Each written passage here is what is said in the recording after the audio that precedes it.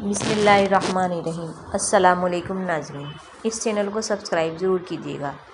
آپ بھی آج اپنی بری عادت اللہ تعالیٰ کے لیے چھوڑیں، پھر آپ دیکھیں گے کہ ہر گزرتے دن آپ خود پر جبر کرتے ہوئے اس عادت کی طرف نہیں جائیں گے تو آپ کے دل میں نور قطرہ قطرہ داخل ہونے لگے گا، یہاں تک کہ آپ کا دل نور سے بھر جائے گا۔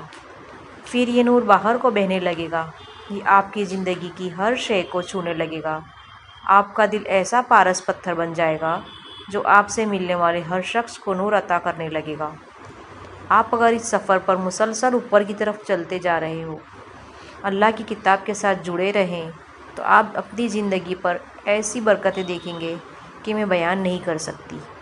ہمارے ہاں سمجھا جاتا ہے کہ اللہ کی آیات سے صرف آخرت میں کامیابی ملتی ہے۔ نہیں، آپ کو رزق، اولاد اور اپنے کریئر میں بھی آگے بڑھنے کے لیے تسبیحات اور دعاؤں کی اتنی ہی ضرورت ہوتی ہے۔ یہ سب بھی اللہ تعالیٰ کی تسبیح، استغفار اور دعاؤں سے ہی ملتا ہے۔